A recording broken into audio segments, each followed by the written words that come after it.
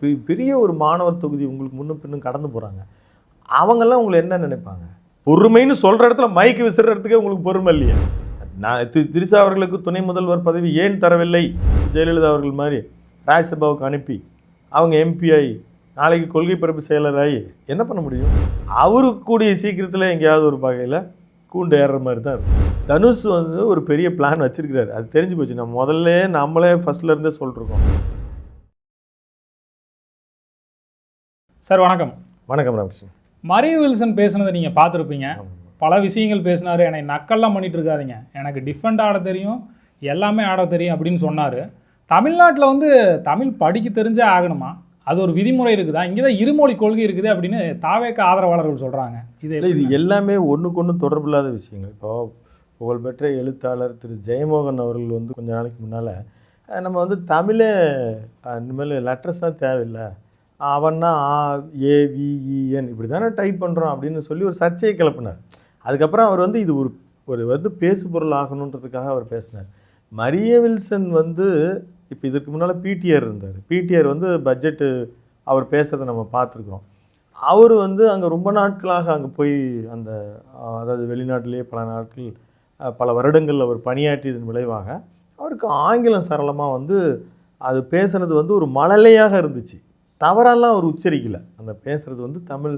இப்போ மலையாளிகள்லாம் வந்து நம்ம தமிழ் நம்மக்கிட்ட உரையாடும்போது நமக்கு ஒரு சின்ன ஈர்ப்பு வரும் பார்த்தீங்களா, அந்த மாதிரி இருந்தது. வேற அதுக்கே அவர் நான் என்னுடைய உச்சரிப்புகள் தவறாக இருந்தால் நான் வருந்துறேன்னு ஒவ்வொரு முறை பட்ஜெட்டின் போதும் அவர் சொன்னதான் நினைவு. அப்படி இருக்கும் பொழுது இங்கே வந்து அவர் உச்சரிப்பில் திரு சீமான் அவர்கள் வந்து மிக கடுமையாக அவர் ரொம்ப கடுமையாக விமர்சிக்கிறார். ஆனால் இப்போ வந்து ஒரு ஆளுங்கட்சிக்கு நோக்கி விமர்சனங்களை இது வைக்கிற தருணம். அவர் தேர்தலுக்கு முன்னால் வச்சது தான் ஒரு ரொம்ப ஒரு மாதிரியாக இருந்தது. இப்போ வந்து அவர் வைக்கும் பொழுது அவர் 1-2 கூட தெரில, 4000 3000 4000ன்னு நீங்கள் அந்த ஃபிகர் சொல்லும்போது கூட அதை நீங்கள் இங்கிலீஷ்லேயே சொல்லியிருக்கலாம். அந்த மாதிரி உங்களுக்கு ஒரு தடுமாற்றம் தான் சொல்லியிருக்கலாம். அந்த உச்சரிப்பு வந்து இப்போது மதிமுகவிலிருந்து வெற்றி பெற்று வந்திருக்கக்கூடிய திரு ராஜேந்திரன் அவர்கள் அவர் பேசினார். அவர் என்ன சொன்னார்னா, நான்லாம் ஒரு தமிழ் பற்றாளன், இப்போ திரு ராஜ்மோகன்லாம் நல்லா தமிழ் பேசுகிறாரு, அந்த மாதிரி அளவுக்கு நீங்கள் இல்லைனாலும் நீங்கள் வந்து உங்களை திருத்திக்கணும், முயற்சி பண்ணுங்க அப்படின்னு சொன்னதுக்கு அவர் நான் வந்து இப்போ நீங்கள் உங்களை வந்து ஏதோ ஒன்று திட்டுறேன், நான் கோயம்புத்தூர்காரர் தெரியுமில்ல, நான் இந்த ஜாதி சேர்ந்தவன் தெரியுமில்ல, நான் பான் வித் முஸ்லீம் தெரியுமில்ல இப்படின்னு நீங்கள் சொல்லுவது யார் இல்லைன்னு சொன்னால் எந்த மதம்? ஏதாவது ரவுடிஸத்தையும் பாம்பு வெட்டு வைங்கன்னு சொல்லி ஏதாவது ஒரு மதம் இருக்குதா? அப்படி இருந்தால் அது ஒரு மதமா? இது நீங்கள் வந்து அதாவது பிஸ்னஸ் மேன் இருக்காங்கன்னு வச்சுக்கோங்களேன், அவங்களுக்கு வந்து அவர்கள் பொது வெளியில் நடந்து கொள்வது அவங்க பிராண்ட் அடி வரும். எஜுகேஷனல் இன்ஸ்டியூஷன், பெரிய இன்ஸ்டியூஷன் நடத்திட்டு இருக்கிறீங்க, அதையே பெருமையாக வேறு சொல்கிறீங்க. அப்படி இருக்கும் பொழுது நீங்கள் பெரிய ஒரு மாணவர் தொகுதி உங்களுக்கு முன்னும் பின்னும் கடந்து போகிறாங்க. அவங்கெல்லாம் உங்களை என்ன நினைப்பாங்க? அப்புறம் உங்களுடைய என்னதான் இருந்தாலும் உங்கள் இயல்பு வந்துடும். நீங்கள் தூக்கி விசற மைக்கினுடைய வேகம் இருக்குது பார்த்தீங்களா, அது உங்களுக்கு நீங்கள் பொறுமை எனக்கு அப்படின்னு சொல்லியே அப்புறம் எல்லாம் இப்போ போடுறாங்களே. நீங்கள் வந்து இப்போ திரு சீமான் அவர்கள் அறிக்கை விட்டுருக்காரு, அன்பை போதிச்சு ரைட்டு எல்லாம் சரி, இந்த அன்பை ஏன் உங்கள் அண்ணன் தம்பிகிட்ட காட்ட முடியல, உருட்டுக்கட்டி தூக்கிட்டு போனீங்களே அப்படின்றதெல்லாம் வருது இல்லையா? நீங்கள் சொல்கிறாங்க, அது ஒரு சஜஷனாக திருந்தி இருக்கலாம்ல அவரு, நம்ம எடுத்துக்கணும். சரி, அப்போ திருந்திட்டார் இல்லை? பொறுமைன்னு சொல்கிற இடத்துல மைக்கு விசிறதுக்கே உங்களுக்கு பொறுமை இல்லையா? எனக்கு இன்னொரு முகம் இருக்குன்னு சொல்ல வராது. அது அப்படி அவருக்கு தெரில, பாட்ஷா பாயாட்டிருக்கு, நமக்கு தெரில பாம்பேயில் என்ன பண்ணிட்டு இருந்தாருன்னு கேட்கணும். அப்போ பாண்டிச்சேரியில் என்ன சார் பண்ணீங்க, இப்படி தான் இருந்தீங்களா? அப்போ திருந்திட்டார். இப்போது எது ஒன்றுமே இப்போ ஒருத்தர் பல பேர் வந்து அவங்களுடைய கலோக்கியல் லாங்குவேஜஸில் தான் பேசுவாங்க. அப்பா அவர்கள் பேசும்போது நீங்கள் பார்த்துருக்கீங்களா? அவர் டிப்பிக்கல் அந்த திருநெல்வேலியினுடைய அதுக்கே உரித்தான விஷயங்கள் பேசுவார். அப்போது நீங்கள் வந்து இப்படித்தான் பேசணும். இப்போ கணேஷ்குமார் அவர்கள் பாமக அவர் என்ன சொன்னார்னா, சார் நீங்கள் வந்து இந்த மாதிரி உங்களை எல்லோரும் பின்பற்றுறாங்க, விஜய் அவர்களை பல பேர் இன்றைக்கி பின்பற்றுவதற்கு தயாராக இருக்கும் பொழுது அவர் ஆங்கில கலப்போடு பெருமையாக பேசுகிறார். நான் கூட இப்போ கர்நாடகாவுக்கு போக ஒரு அட்டம்ப்ட் ட்ரை பண்ணேன், என்னானாலும் சரி அப்படின்னு ஒவ்வொன்றுமே அப்படி தான் பேசுகிறார். திரு உதயநிதி அப்படி தான் பேசுகிறார். அவங்க எழுதி வைக்காமல் பேசினா என்ன ஆங்கில கலப்போடு தான் பேசுகிறாங்க. அப்போ நீங்கள் முயற்சி பண்ணுங்கன்னு கணேஷ்குமார் சொன்னார். அவருக்கு அவர் பதிலே சொல்ல. இப்போ இவர் பேசினார்ல ஒரு விமர்சனம் வந்து அதை வந்து இவருக்கு பதில் சொல்லாமையே கடந்து போயிருக்கலாம். நீங்கள் அல்லைன்னா பதில் சொல்லும்போது, ஏங்க நான் இப்படியே வழங்கிட்டேன், நான் கொஞ்சம் கொஞ்சமாக மாத்திரம், இல்லைன்னா நான் எனக்கு வேறு வழி இதுக்காக நான் பயிற்சி எடுக்க முடியாது அப்படி கூட சொல்லலாம். நான் அப்படி தான் இருப்பேன், எப்படி தப்பாக பேசுவேன், புள்ளி விவரங்கள் கூட தப்பாக சொல்லுவேன், அதெல்லாம் அப்படி சொல்ல முடியாது. அப்படி நீங்கள் சொல்வது வந்து உங்களோட அது வந்து உங்களோட நீங்கள் வகிக்கிற ஒரு அமைச்சராக நீங்கள் இருந்து கொண்டு அந்த பதவிக்கு வந்து ஒரு பெரிய ஒரு மரியாதை இருக்குது. சார் இன்னொரு விஷயம் வந்து தாமிரபரணி படம் விஷால் நடிச்சது தெரியும். அதை விட தாமிரபரணின்னா தமிழ்நாட்டில் எல்லா குழந்தைகளுக்கும் தெரியும். அதை தாம்பரம் பரணின்னு படிக்கிறது கூட என்ன எழுத்துப்பிழையா அது கூட தெரியாம நீங்கள் எப்படியுமே ஒரு பட்ஜெட் செஷன்றது இப்போ கையில் கொடுத்து நீங்கள் வாசிங்க அப்படின்னு சொல்ல போகிறது கிடையாது. கண்டிப்பாக பட்ஜெட் செஷன்றது ரொம்ப சீக்கிரம் அது லீக்கேஜ் ஆகிட்டாவே கவர்மெண்ட்டுக்கு அவமானம், அதை கூட ஆட்சி கவிழ்ப்புக்கு வழிவகுக்கும். அப்படி இருக்கிற இன்னும் ஃபோன்லாம் வாங்கி வச்சுப்பாங்க. இன்றைக்கும் சென்ட்ரல் கவர்மெண்ட்டில் அல்வா கிண்டுவாங்க பாருங்கள் பட்ஜெட்டு போகுது அப்படின்னா அவங்க வீட்டிலே சொல்லிட்டு வந்துடும், வீட்டுக்கே போக முடியாது. அப்படி ப்ரிப்பேர் பண்ணுற பட்ஜெட்டை நிதியமைச்சர் முதல்ல இருந்து பாராவாக உங்களுக்கு பார்வையிடுவதற்கு வாய்ப்பு இருக்குது. அப்போ நீங்கள் ஏற்கனவே படிச்சிருப்பீங்க. ஒரு நீண்ட உரை நீங்கள் படிக்கிறதுக்கு இது வரைக்கும் பட்ஜெட் செஷன்லேயே ஒரு 2.5 மணி நேரம் படித்தார். அதை நீங்கள் வந்து வெவ்வேறு வழிகளில் சுருக்கமாக புள்ளி விவரங்களை மட்டும் சொல்லிட்டு கூட அதுக்கு ஏதாவது வழி இருக்கான்னு தெரியல. அதனால் இதை உச்சரிப்பு அப்படின்றது உங்கள் தமிழ் படிக்கல, நீங்கள் பாண்டிச்சேரியில் படிச்சிங்க, நீங்கள் தமிழே ஃபஸ்ட்டு ஒரு வேளை ஃபஸ்ட் லாங்குவேஜ் எல்லாம் கூட அது சொன்னவர் கூட சொன்னார், நீங்கள் ஆங்கிலத்தில் நல்லா பேசுகிறீங்க, அதில் உங்களுக்கு புலமை கூட இருக்கலாம், அவரோட உச்சரிப்பு அந்த அசன்ட்டு வந்து கரெக்டாக இருக்கலாம். அது மாதிரி தமிழ்லேயும் நாங்கள் எதிர்பார்க்குறோம், நீங்கள் நான் முயற்சி பண்ணுறேன்னு சொல்லலாம். அதனால் அந்த பதில் வந்து அவருடைய இயல்பை காட்டிடுச்சு. அவர் சொன்ன அன்பு, கருணை, பொறுமை இதெல்லாம் அவர் எழுத்து வடிவில் தான் வச்சுருக்கிறாருன்றது வெளிப்படையாக தெரியுதுன்னு தான் சொல்லுவோம். த்ரிஷா அவர்கள் வந்து அப்பப்போ இன்ஸ்டாகிராமில் ஒரு ஸ்டோரி வச்சு பெரிய பிரளத்தையே தமிழ்நாட்டில் கிளப்பிட்டு இருக்காங்க. அப்பப்போ காபி சாப்பிட்றது, வெளியே அவுட்டிங் போகிறது, இந்த மாதிரி தான் நம்ம பார்த்துருப்போம். நேற்று கூட வந்து ஒரு இன்ஸ்டாகிராம் ஸ்டோரி போட்டிருந்தா, நீங்கள் பார்த்தீங்களா சார்? இல்லை, அது வந்து ஸ்டோரி வந்துச்சு. அதை நாம் விவாதிக்கிற அளவுக்கு, அரசியல் பேசுகிற இடத்துல விவாதிக்கிற அளவுக்கு நமக்கு பொருள் இருக்குன்னு நீங்கள் நினைக்கிறீங்க சார்? ஆர்பி உதயகுமார் வந்து துணை முதல்வர் த்ரிஷானெல்லாம் சொல்லியிருக்காங்களே, விவாதிக்க முடியாமல் இருக்குமா என்னது? ஓ, அப்படி சொல்கிறீங்களா? அவர் வந்து கிண்டல் பண்ணியிருந்தார். நம்ம வந்து அதாவது அவங்க இன்ஸ்டா ஸ்டோரி வந்து ஊடகமாக போடுறாங்க, மிகப்பெரிய அளவுக்கு ஒரு ஃபாலோயர்ஸ் இருக்கிறாங்க, எல்லாருமே இப்போ ஒரு முதல்வர் அவர்களுடைய நட்பு வட்டாரத்தில் இருக்காங்க, அப்படி தான் சொல்ல நிறைய பேர் இருக்கிறாங்க. அவர் வந்து பதவி வந்து சினிமா துறையில் இருக்கிறவர்களுக்கு அதிகமான பதவி கொடுக்குறாரு அப்படின்ற தொனியில் திரு உதயகுமார் அவர்கள் சொல்லியிருக்கிறாரு. சினிமா துறையில் யாருக்கு அப்படி பெரிய பதவிகள், அதிக பதவிகள் கொடுத்தாங்க? அர்ச்சனா அவர்கள், கல்பாத்தி அவங்களுடைய டாட்டர், அவங்கள வந்து நீங்கள் வந்து அறநிலைத்துறை இந்த மரபு சாராத தேர்வுக்குழுவில் நீங்கள் எப்படி கொண்டு வரலாம்? பாடகர் வேல்முருகன், இவர் எல்லாம் வந்து ஏதோ ஒரு கனெக்டிவிட்டி. இப்போ சில பதவிகளை பிடிப்பதற்கே பெரிய பணம் எல்லாம் வந்து பெரிய அளவில் எல்லோரும் லஞ்சம் கொடுக்குறாங்க. லியோ கேமராமேன் கூட போட்டதை நம்ம பார்த்தாங்க. இதில் பரமஹம்சா, மனோஜ் பரமஹம்சா வந்து தலைவராக போட்டிருந்தாங்க. அது வந்து அவர் யார் ஒருவர் இந்த பதவிக்கு தான் வரணும், இவங்கள தான் செலக்ட் பண்ணணும், அதுக்கான குவாலிஃபைட் இப்போ அவங்க வந்து ஒரு கேரளாவை சேர்ந்தவர்கள் இப்படியெல்லாம் வந்து சொல்கிறாங்க. அப்போ ஜெயலலிதா அவர்களே நீங்கள் இந்த மாநிலத்தை சேர்ந்தவர்கள் அல்லன்ற விமர்சனம் இருந்து அவங்க பதில் சொன்னாங்க. நான் ஸ்ரீரங்கத்தை பூர்வீகமாக கொண்டவர்னு பதில் சொன்னாங்க. அதே மாதிரி வெங்கட்ரமணா, அவரை பற்றி வெங்கட் நாராயணன், அவரை பற்றியும் வந்து அவர் வேறு மாநிலத்தை சேர்ந்தவர். இது எல்லாம் வந்து அவங்க எப்படி செயல்படுறாங்கன்றது தான் நம்ம பார்க்கணும். நான் திரிஷா அவர்களுக்கு துணை முதல்வர் பதவி ஏன் தரவில்லை அப்படின்னு ஒருத்தர் வந்து இப்போது அந்த விமர்சனங்கள், அதாவது திரு உதயநிதி அவர்களை அரெஸ்ட் பண்ணிட்டு போகும்போதும் அவர்கள் பெயரை உச்சரித்து போராட்டத்தின் போது அதை வந்து ரொம்ப கொச்சையாக உச்சரித்ததையும் பார்த்தோம். அப்போ அவங்க இப்போ ஃபஸ்ட்டு அந்த ட்வீட்டுக்கு வந்துடுவோம். ட்விட்டு வந்து அவங்க நமக்கு தெரியல, அவங்க யாரை இப்போ வந்து வச்சு அவங்க டே டு டே லைஃப்பில் கனெக்டிவிட்டி இருக்குவீங்க, அவங்கள பார்க்குறவங்க யாருக்கு வேணாலும் இருக்கலாம். யாராவது ஒருத்தர் வந்து ஏதாவது ஒரு பணம், ஏதாவது ஒரு விஷயம் நீங்கள் இப்படி நடிங்க அப்படி ஏதாவது ஒன்று கேட்டிருக்கலாம், அப்படி எடுத்துக்கலாம். இல்லைன்னா எனக்கு ஏதாவது ரெக்கமெண்ட் பண்ணுங்கள் அப்படின்னு கேட்டிருக்கலாம். இந்த பொழப்புக்கு நீ போய் வேறு வேலை செய்யலாம் அப்படின்ற மாதிரி ஏதாவது ட்வீட் பண்ணியிருக்கலாம். நாம் ஏன் வந்து அவங்க ஃபேமிலியோட இதோட கனெக்ட் பண்ணி எடுத்துக்கலாம். அவங்க வந்து நல்ல நட்பு வட்டாரத்தில் இருக்கிறாங்க. அவங்க வந்து இவரோடையும் எல்லாரும் ப்ரொடியூசர்ஸு, இயக்குநர்கள் எல்லாருமே அவங்க ஒரு கேதரிங்காக இருக்கிறாங்க அப்படின்னு. அப்போ திரு ஜெய் அவர்கள் வந்து, நடிகர் ஜெய் இருக்கார் இல்லையா, அவர் இப்போ சட்டசபை நிகழ்ச்சியை வந்து பார்த்துட்ருக்கிறார், அடிக்கடி வராரு, அவர் ஆர்வம் இருக்கிறார். இப்போ எதிர்காலத்தில் வரலாம். இப்போ நமக்கு 108 பேரில் ஸ்ரீநாத் நடிகர் இருக்கார், அவருடைய நண்பர் மந்திரி ஆகிட்டார். அப்படி ஆனபோது பல நட்பு வட்டாரத்தில் இருக்கிற நடிகர்கள் வந்து அவர்களுக்கு கூட ஒரு ஆர்வம் வந்திருக்கு, நாம் ஏன் அரசியலுக்கு வரக்கூடாது, நாம் ஏன் செய்யக்கூடாது. ஆனால் முதல்ல அவர் ஜீரோலேருந்து ஸ்டார்ட் பண்ணும்போது அவர் கூட யாரெல்லாம் ஆதரவாக இருந்திருக்காங்களோ, அவருக்கு வந்து ஒரு நம்பிக்கை கொடுக்குற வண்ணம் அவங்க பேசிகிட்டு இருந்தாங்களோ, அவங்க வெற்றி பெற்றதுக்கு அப்புறம் இயற்கையாக அவங்க ஏதாவது செஞ்சுருக்கலாம், கைமாறு வந்து பலனா அவர் செய்யலாம். அவங்க அர்ச்சனா அவர்களுக்கு திரு அறநிலைத்துறை அமைச்சர் திரு ரமேஷ் அவர்களே பதில் சொல்லியிருக்காரு.